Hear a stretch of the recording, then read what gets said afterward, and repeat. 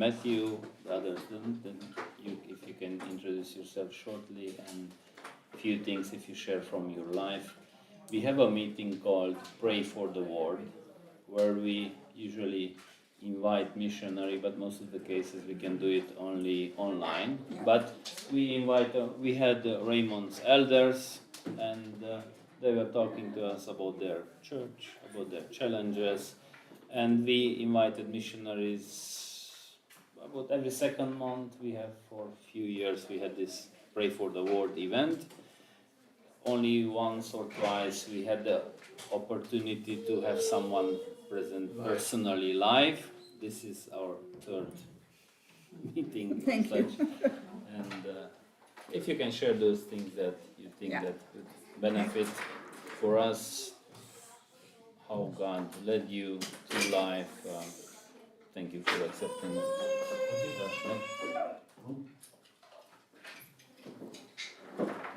I'm very glad that through God's providence, I am here today. My husband is in Kazakhstan right now, and he could not be here. But I came to the women's meeting, and I'm very happy to get to share this day with you. I was born in Rotterdam, the Netherlands, to a simple, poor Christian set of parents, at least by the world standards. I'm the second one of 8 children. 3 doctors had told my parents they could not have children, but God had a different plan. I'm very thankful that I was raised in a home where my parents daily sought to teach us, through discipline and example, what living for Christ looks like. We always started our day with Bible reading at meal times, and always ended with teaching biblical principles or talked about them while we ate. And I'm so thankful for all the psalms and the hymns we learned while growing up. And each evening, they would pray with us and kneel by our beds with us. Were they perfect parents? Of course not. How can 2 sinners who live together and raise children be perfect parents? But they were not too proud or selfish to admit their wrongs or ask for forgiveness. Their lives showed what God-honoring and sanctified living looks like.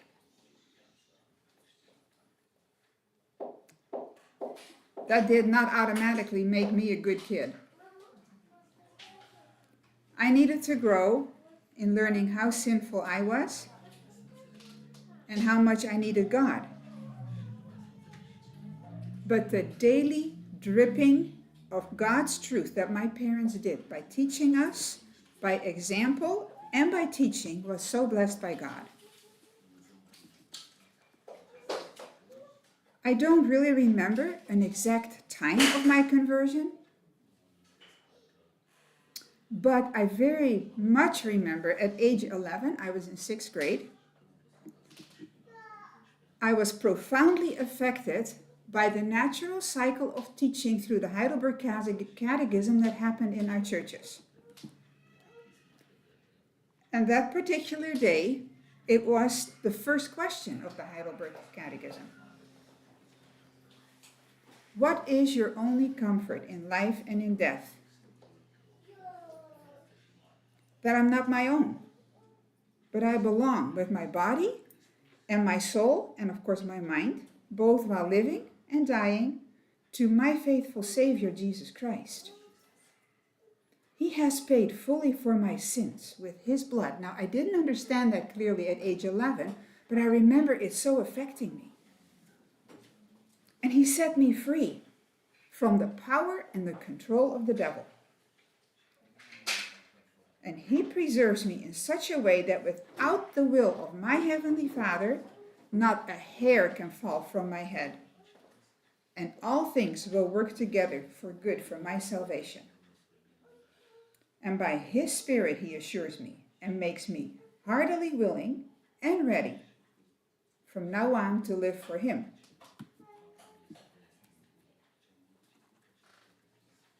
The closing song after the service was Psalm 32, I think it is. And it said, "Now don't be like a stubborn, unruly horse or a mule that needs a bridle to be controlled and who constantly kicks against the pricks, but willingly surrender to God." I had my instructions cut out for me. Through my teen years, God continued to impact my heart by His word. I was a normal teenager. I struggled with stuff every teenager struggles with, and with being in a big family. At age 17, there was a big change in our life. My father was called to go to America, to Los Angeles of all places. Many people said to my parents, "You're crazy." This was the time of the Vietnam War, and I had brothers old enough to go to war. But they trusted God, and the boys didn't have to go and serve in the army. But in that first year, through a chapel service at the school I was going to, God shot an arrow into my heart to call me to a deeper surrender of my life to mission work. At first, I came up with all kinds of reasons why that was not a good idea. But God broke that resistance in my heart. And He made me willing to prepare for that. After 2 years, God changed the direction of my father and we went to Michigan. For us, that was a much better place as a family too. I went to school for nursing. And after that, I took a special training in tropical disease and hygiene. And during that time, in our church, there was a revival amongst the young people. And my husband was in the Bible study group of young people that I was in, and that's where we got to know each other through the spiritual lessons together. And God worked in his heart a desire to surrender his life, to serve God wherever that would be. So we were married in 1974 with a text from Psalm 25, verse 4 and 5. It says, "Teach me your way, O Lord. Show me your path and guide me by your Spirit." Well, that isn't much different from Heidelberg question number 1, is it? We left for Africa in 1976. We had one little boy that was 6 months old. But we first had to go to England to take a course for 6 weeks on how to live with a tribe whose language is not written on paper yet.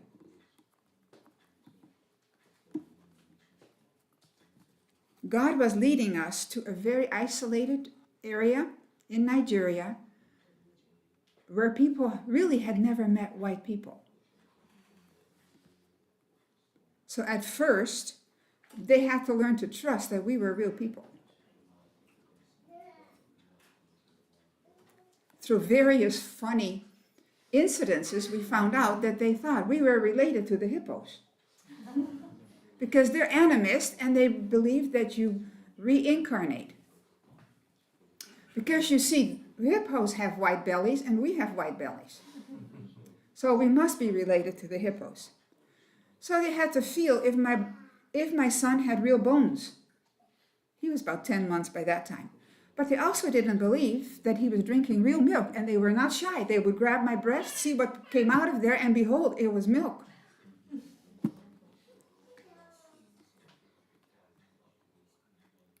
When we first came there, I remember standing by the river Well, they come with a dugout canoe, so one of those wooden trees, but that hay hollowed out, and a big crowd of dark black people, scantily clad, because they didn't live in the regular world. They only wore loincloth, and the children wore nothing.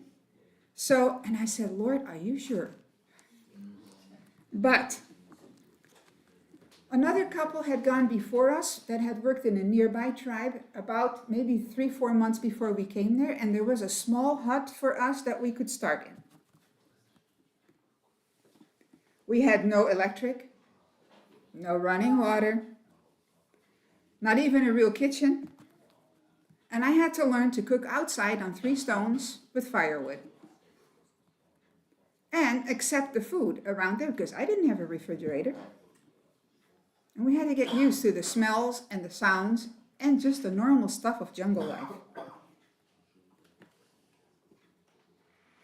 But my husband was raised in a builder's family. He was a carpenter, and building houses is what they did in the family.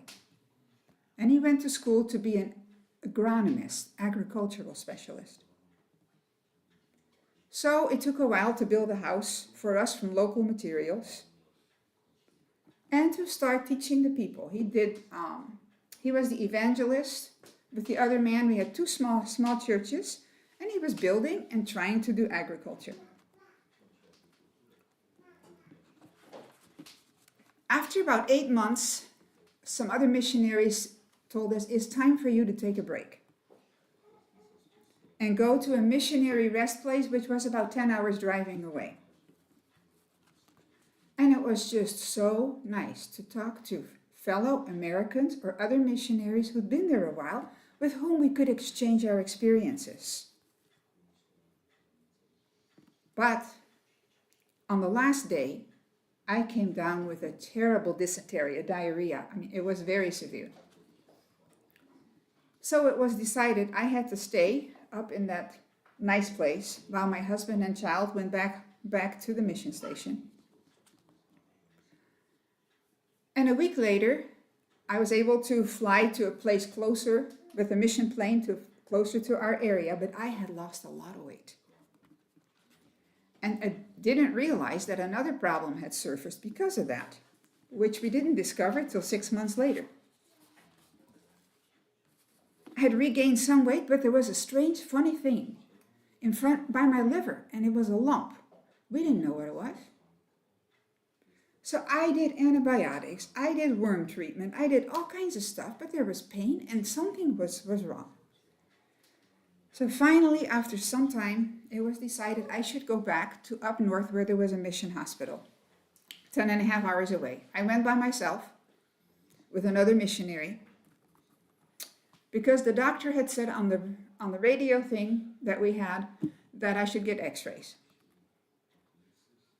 When I arrived there, the whole radiology department was on strike.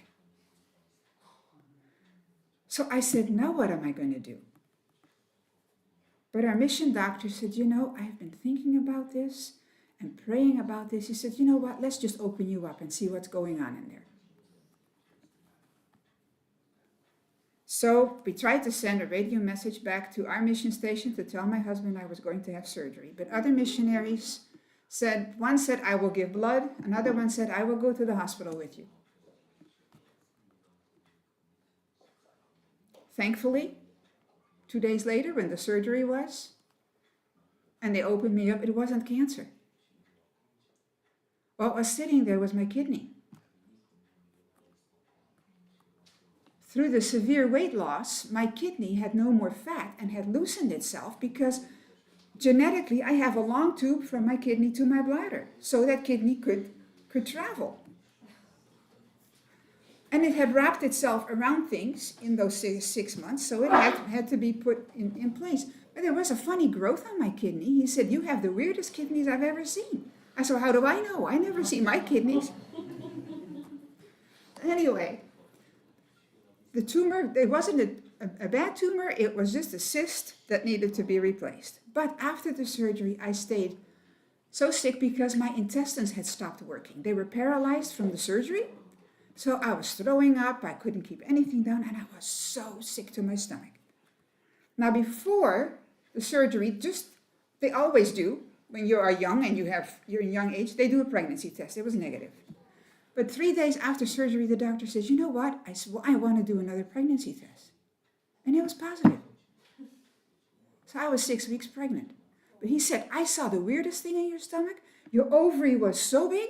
Yeah, now I know. Because in the early pregnancy, your ovary is the one that keeps the baby alive as it starts to grow. But praise God, the radiology department was on strike. I didn't have an x-ray. That would have damaged that child so severely.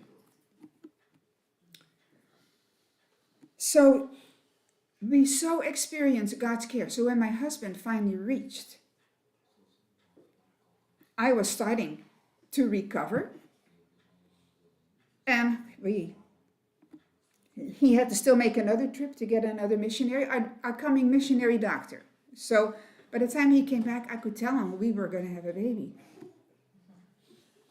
We were surprised, but God wasn't. So by now we had a couple more missionaries that had just come, and there were 7 of us, 7 adult missionaries. But you know, when you have 7 missionaries, you have 7 strong-willed people. And the normal spiritual warfare of doing work in an area where Satan has always been the boss. So you get all kinds of unique conflicts and struggles and trying to learn to understand the natives. And the spirit leaders of darkness.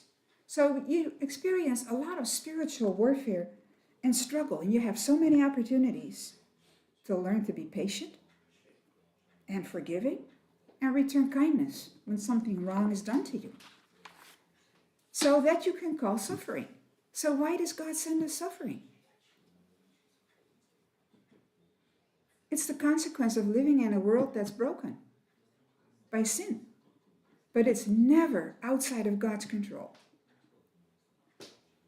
Satan tries to break our trust in God or make us think that he has forsaken us. The only way you can stay anchored is by being in the Word of God all the time. In Romans 5, verse 3 to 5, he tells us that he enables us to serve and trust him. Whatever happens, and we all know Romans 8:28, all things happen for good, but it doesn't always feel good.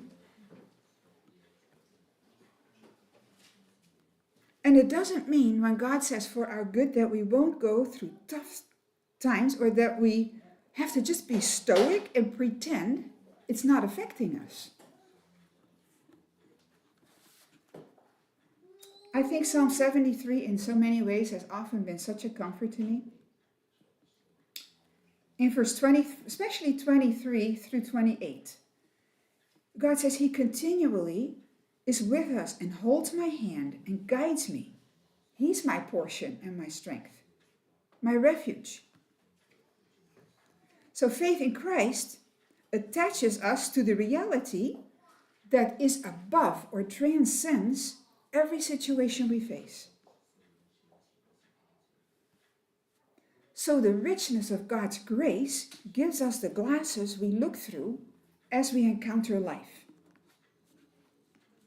Now, does that mean we never had any more major issues? No. A few years after, we had a serious hepatitis epidemic at our station. All the parents with kids were down because the kids were spreading it and we didn't know it. We were helping each other and all of us parents got hepatitis. Several had family members come from Europe to help them. We didn't. And the workers we had to help us in the house had heard from other places you can go on strike when you don't like what's going on. So they decided to strike and weren't going to work. So how do you live when you're so sick?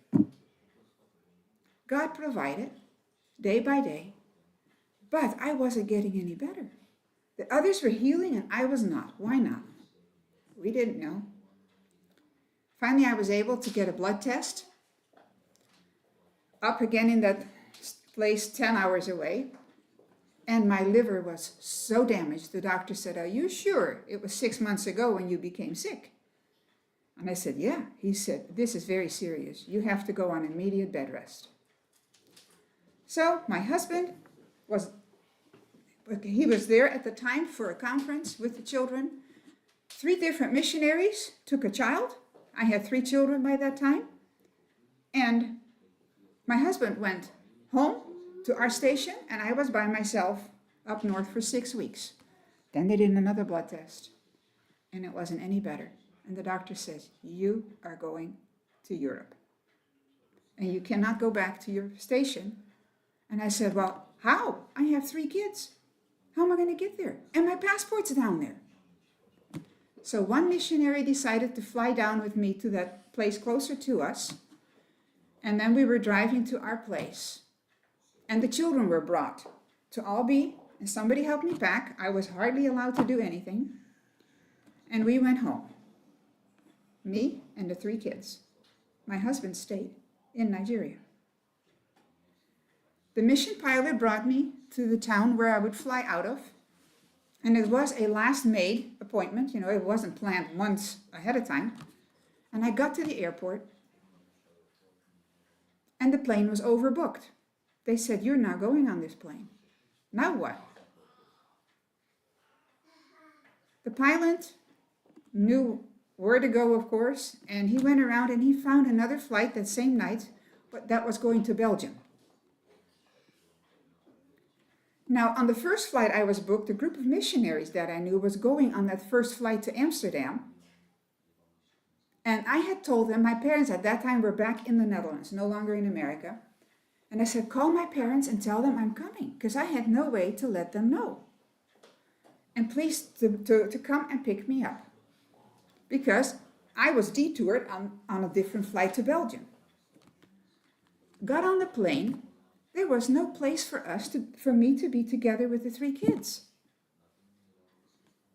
So the airplane staff was talking, and they said, you know what? Somebody didn't show up in first class. And we got to fly to Belgium first class. The only time in my life I've ever flown first class. Then I transferred to Amsterdam, and I get to the airport. No parents. So now, what do? I didn't have any money, not Dutch money. Somebody had some money I could put in the telephone in those old days. And I could call my parents and I said, where are you? They said, well, where are you? I said, well, they had gotten a telegram that I was coming, but they were waiting for that other plane. The other plane had been delayed, hadn't even left Nigeria yet. They were still waiting on that plane to come. So my parents came by the time I was in bed at my parents' house. The other plane had not landed yet. See how God brings unexpected providences that can make you so angry or frustrated. But yet He's doing something. Make a long story short, it took a while to find out what was wrong, but about a month before we got hepatitis, I got sick, and first we thought it was malaria. It wasn't. Took a while to get better, bad sore throat, other stuff. It was toxoplasmosis. Now, only cats have that in this country, but many mammals have that in Africa. We don't know how we got it, maybe from flies. We had guinea pigs that the flies were sometimes around, but we honestly don't know how I got it. But I had the 2 things together, both damage your liver, so no wonder my liver was really shot. But there was another underlying problem. I had a hemorrhaging problem, and they didn't know exactly what it was. One of the natural doctors, not the regular doctor, but the naturopath, who was our children's doctor when we were small, heard that I was sick, and he said, I want her to come, and I want to see her. And he said, you know what? You cannot get better from your liver. Your body can't do everything. Hemorrhage every month and heal a badly damaged liver. So I needed surgery. But first they wanted to look inside my stomach to see what else was going on. I did not tolerate that first surgery well at all because my liver was too sick with the anesthesia. So it took 6 weeks for another surgery. And then they did it spinal, not anesthesia. But I'm very thankful they found another problem they could repair that was damaged from my second child's birth, that had damaged the inside we couldn't see. But because they were able to not have to cut me open from the top, but remove it internally, they found that problem too. Otherwise, I would have had another problem. And thankfully, when they got the uterus out, there was cancer inside the uterus, but it had not spread outside. It took a long time to recover. But God was always faithful. Then we went back, and at that time we had a pastor. Oh, before I left already, we had that pastor, missionary, who caused a lot of trouble. He was manipulative, he intimidated, and he asked me before I was shipped to the Netherlands, he said, "What is sin in your life have you not confessed? Otherwise, all of us got better, why didn't you get better?" But when I was resting up north before I was shipped out, 3 times in one day, there was the nurse who took care of me, my own Bible reading, and a friend who was a pastor who came to see me, a missionary pastor. They all read that story without knowing from each other about the blind man. And the disciples asked, "Lord, who sinned, his father or his mother?" And he said, "Neither. This was done for the glory of God." And sometimes what happens to us is done for the glory of God without us realizing. Later, when we look at it, we will understand. But at the time, we don't. Because of the pastor that we had, a lot of trouble developed, and we were forced to go home because my husband became the target of that pastor.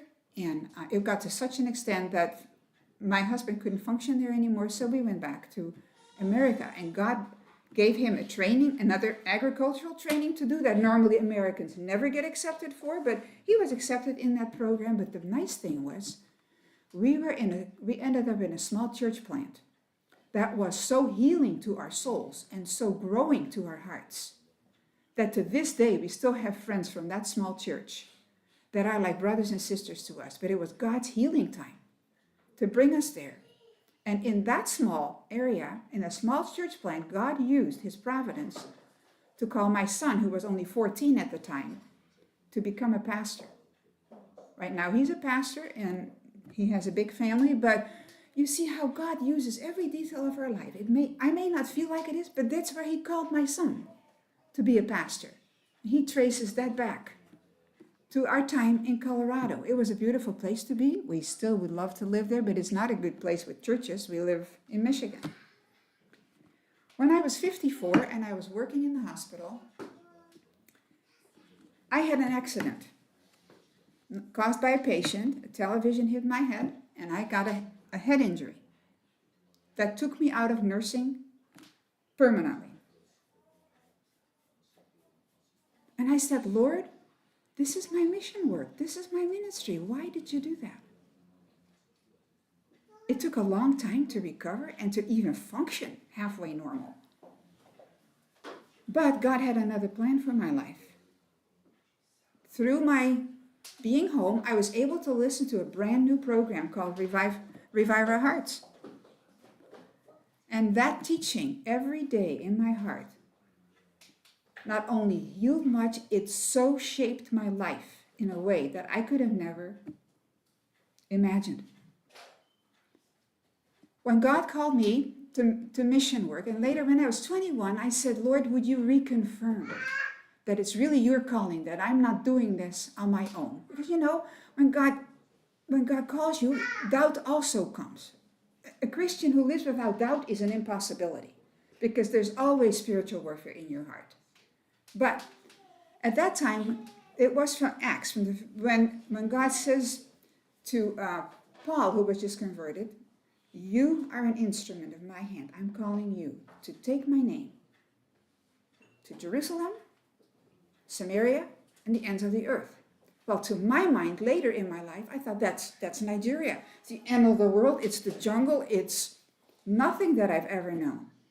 I never imagined that through my connection with Revive Our Heart, and later God calling me to be a volunteer ambassador, I don't get paid, but through my husband's volunteer work with a ministry here in Eastern Europe that supports your churches as well, that I would be called to bring the messages of hope and perspective to the women of Eastern and Central Europe.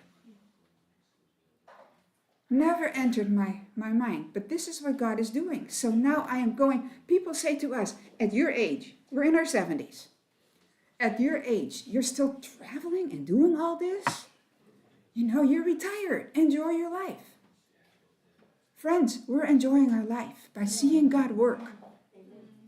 This work, this conference this week was beautiful. God started this 5 years ago. I visited Attila and Zalma, and I had visited the other pastors and had given away all my things except one small pamphlet. I left that here. And we didn't even have much time to talk about it. But another family came to visit them.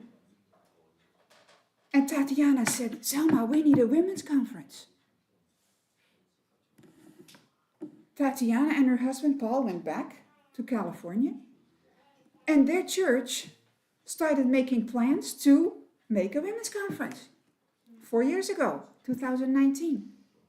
And someone from Revive Our Hearts came to teach those sessions. But we were here as well, so I was at the conference. Not something I had previously known. And I said to the pastors' wives, I said, you know what, you can do this. You don't need to have somebody come from America. You can do this yourself. You can take a book and study the chapter and each make a topic and work. No, they said, you have to come. So that was the plan in 2020. I was going to come in May for a conference. Guess what? COVID came. God closed the door. So the following year, God made it possible to do the next session and called The Right Kind of Strong. It was hard for the pastors' wives to start doing this. It was very hard. They'd never done this before. The pastors had never seen their wives teach. But this was not a human thing. This was a God thing. God enabled them. And the response of the hearts in the women was such that it encouraged them to go on. And they did another conference last year and one this year. And they're hoping to do one next year. I hadn't planned to come at all. There was 3 women who came to Poland to a conference we did there for our ministry workers. And they said, can't you try and come? And I said, start praying. I don't see it. I knew my husband had to go on this trip to Kazakhstan and Moldova, but I wasn't going to go. Well, about 6 weeks ago, my sister was diagnosed with cancer, a very bad one, my youngest sister. And the doctor said she's not going to live long. She's not going to live till the end of the year. So, when we started talking and thinking, some of our pastors' wives said, well, if you go to see your sister, can't you come to see us? So that's what I did. I went to say goodbye to my sister. She has great rest and trust in the Lord. So it was not a difficult goodbye because we will be together forever. But it also enabled me to come here and see my Hungarian and Romanian sisters and spend these 3 days with prayer and love. It was incredible. I hope those of you who weren't there are going to listen to the recordings. So these are just a few little snippets out of my life. But you know what? You can trust God. And tonight I think Attila told me that it's going to be on Philippians. And Philippians 4, 12 to 13 tells us about overcoming. And it's not whether or not I overcome. Christ strengthens us always in every situation. So I can be content and without anxiety or fear of being abandoned. And I have experienced that so many times if I start talking about so many things in my life. If I think I came from a very Christ-centered family. My husband did not. And actually was fared in some ways dysfunctional. His father was a World War II veteran with severe emotional and mental trauma. So he never had a normal dad. His mother rejected him and hated him. Not the following kids, but he as the oldest, because of her difficult life with the husband that was damaged, he took the full force. So he was very damaged emotionally from all this. But God is not looking for perfect people to do his work. He didn't know how to share. He didn't know how to love, how to be kind, because he had never experienced that as a child. And he still struggles with it to this day. Now that he's getting older, we get the early dementia stuff. Some of that comes back again. But God doesn't use whole people. He uses broken people, weak people who don't know how to deal with their struggles. But he said, come to me and I will lead you. I will help you. And that's why even at this time of our life, we can still go around different places of the world and share the love of Christ and what God has done in our life. The comfort with which we have comforted, he will comfort you too. And he will help you and he will guide you. Questions? If you can tell them, when God took you to Michigan, who else was there in this youth revival time? At Tom, or Where Tom, my dad, or what? under your dad's preaching, Oh! who came to?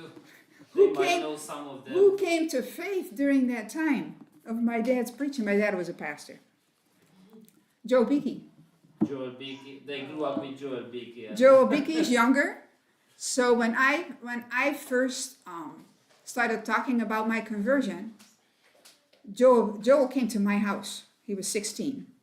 And he said, Maida, I need to know. He said, I need to know how you knew for sure that God saved you. And I need to know how you knew for sure God called you. It was under my dad's preaching that he came to conversion and to surety, and later to his calling in the ministry. Yeah. Other people who started Yeah. large publishing companies and a small beginning. That Small now, beginning. Small beginning. But you know, God does. And now, with the seminary, we have a large book shop called Reformation Heritage Books. That started with 10 young people. My husband, my brother, myself, 10 young people who had a little bit of savings in their pocket. And we said, we need to let other people know what God is doing in our heart. They need to read books. So they gathered their money and they had about $800. And they ordered books. And in those days, we didn't have computers. So they made a book list. And they started mailing it to church people and asked other churches for mailing lists. And we started spreading the news. Within a very short time, it grew fast. But it started with 10 young people with a little bit of money that they had, starting to spread the good news of God to other people. And now it's thousands of dollars every day that go out in these books. It's a big bookstore. It's a ministry that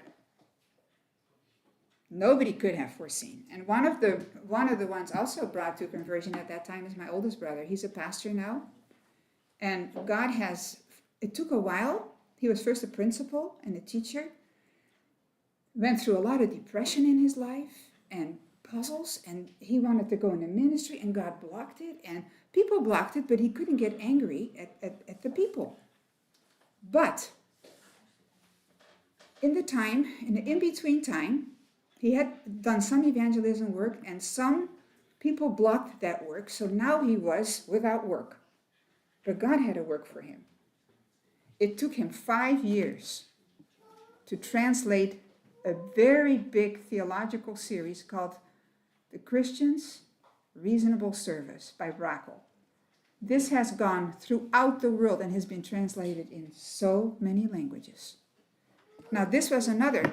He was depressed, he was puzzled, and he said, did I misunderstand God? Why does God let other people do? And my life is always roadblocks, dead-end streets. Why?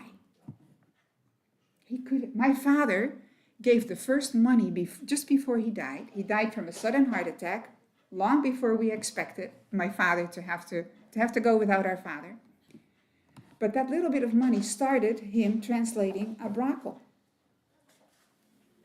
And now worldwide, this is one of the most profound, simple theological series that affects so many people. So don't be puzzled when you don't understand God, but lean on God. Be in the Word. Stay in the Word, because without the Word, you'll never make it. And your brokenness will win the battle, and Christ was broken so he could win the battle. That enough? Maybe I can talk. You know what? I have one thing. The day when I was to fly, remember my flight was canceled? But when I woke up in the morning, I was remembering one of the songs that we often sang at home. It's a Dutch song, so I tried to translate it a bit into English, but it kept ringing in my mind. And it said, confidently commit what lies ahead and all that affects or concerns your heart to the faithful protection and blessing of Him who controls and rules everything. Now remember, I didn't know if I had cancer. I knew I was very sick. I didn't know if I could ever come back to Africa. He who shows the clouds, the air and the wind exactly where to go, will certainly direct your foot in every step. You must trust the Lord if you long for a good outcome and build your expectation and hope on Him. Whatever He ordains will satisfy you. God doesn't allow concerns or attacks or losses or pain to dislodge you from His plan. He desires to be asked and surrendered to. Rest in His sovereign leading, for He will unfold everything that you must stand in awe. And remember, I flew first class. My flight was canceled. I went first class. Because whatever my God ordains is right. His will is wise and holy. I'll trustingly put my hand in His, for that hand will lead me safely. So another thing is, teach your children hymns and psalms. You never know how a childhood learned song will comfort them and will comfort you. My little 2-year-old granddaughter at the time had to learn something about God's will. Just a second, I gotta remember what it is. But it was very simple about trusting God. When trusting is so hard. It's a 2-year-old song. I'm in my 70s. I still sing it to myself. I can't think of the name right now of the song. It'll come to me, but I don't need to know it then. But it's so often I think this is a toddler song. Teach your children. It will teach you too. It will comfort your heart when you fail as a parent, when you fail as a grandparent. I've done that too. Because we are only human beings. But God doesn't want us to become proud in how well we do. God wants others to see that Jesus lives through us.